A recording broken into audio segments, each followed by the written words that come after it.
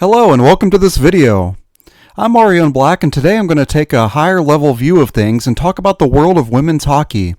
I'll go over various competitions at the national level, club level, and college level.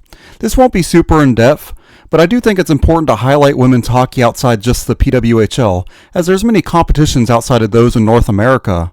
So let's get right to it. I wanted to start with three different types of competitions.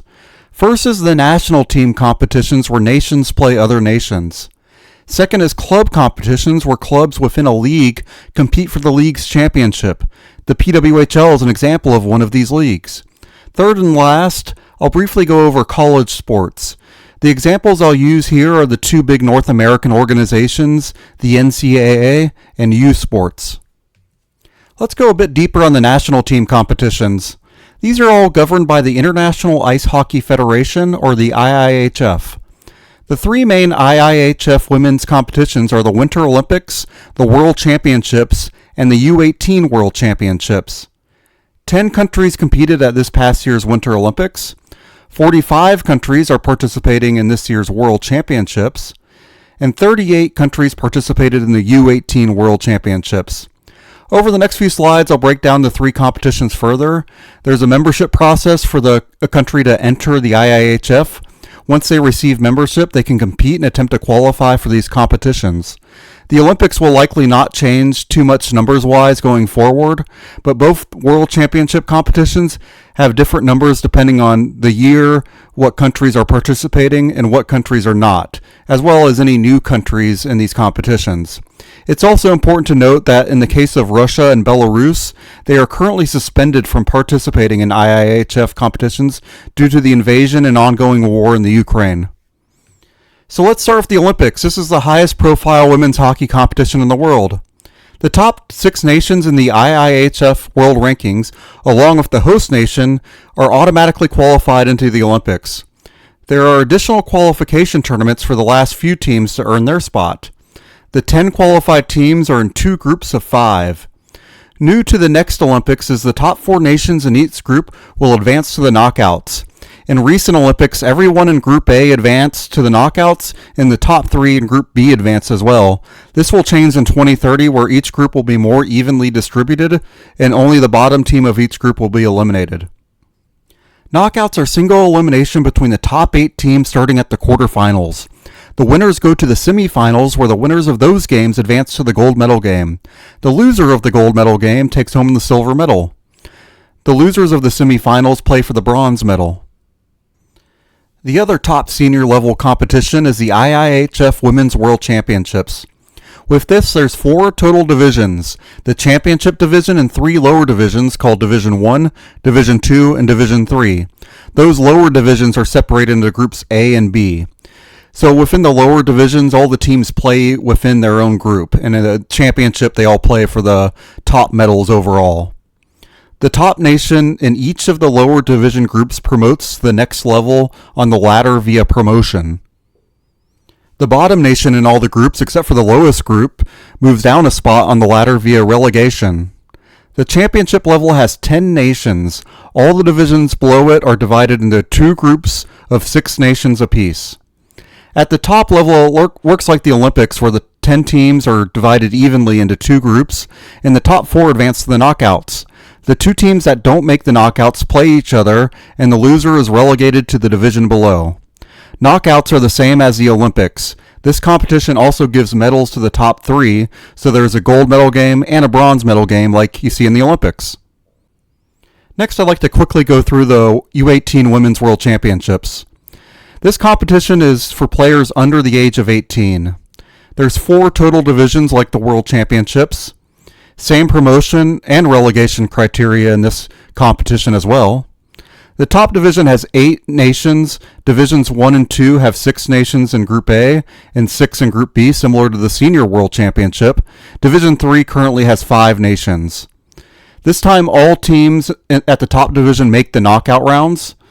The knockouts work the same as the other competitions already mentioned. The teams are ranked when the tournament ends based on performance in the group stage and the knockout stage. Whoever the bottom team is in that ranking will be relegated to the division below.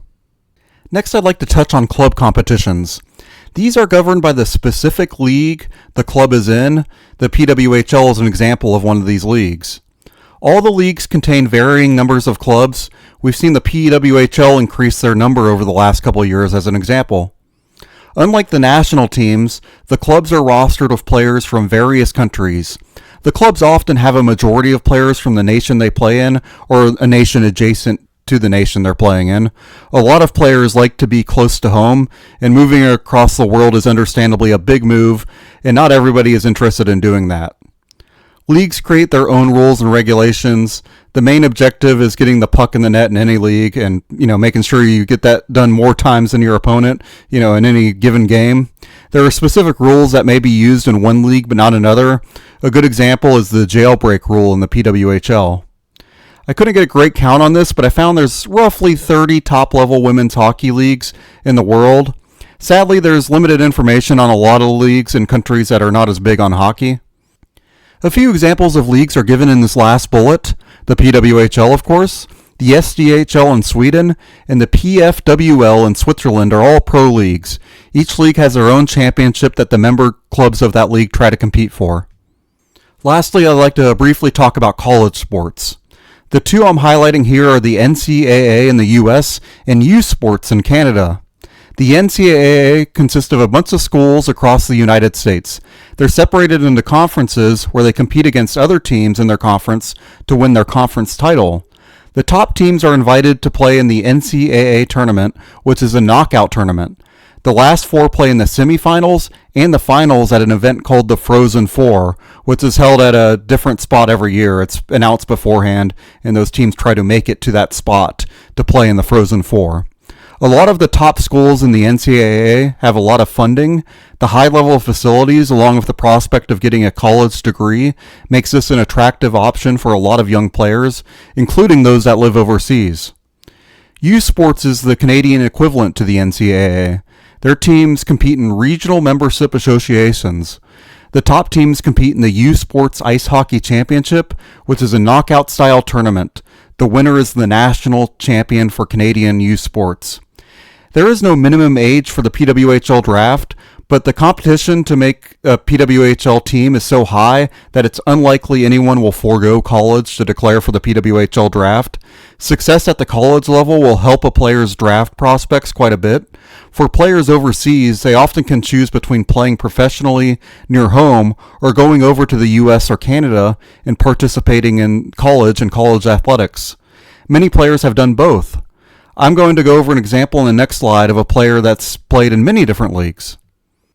So every player has a different journey, and I wanted to highlight Samantha Cogan's as it provides a look at a player that's moved around a lot. Cogan started her junior career when she grew up in Ottawa with the Nepean Wildcats. Cogan from there would go to the University of Wisconsin in Madison, where she played for 4 years. She would then spend time with the KRS Vanke Rays in China, which is currently known as Shenzhen KRS. At that time, this team was in the Russian League playoffs, and Cogan played a few games for them. Cogan would move on to the PWHPA. She technically played with them before and after her time in China, but for the simplicity of this graphic, I've only included her second stint, which was much longer. When the PWHL started, Cogan would play 23 games in the inaugural season with Toronto. After being released from her contract, Cogan moved to the SDHL in Sweden, where she joined Stockholm's SDE Hockey.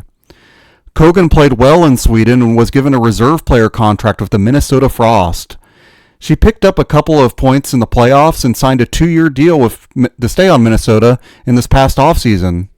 These are all the various clubs Sam Cogan has played for. She also played for the Canadian U18 team in 2014 and 2015, where she won a gold and silver representing her country. The national team events happen outside the bubble of the clubs and the leagues.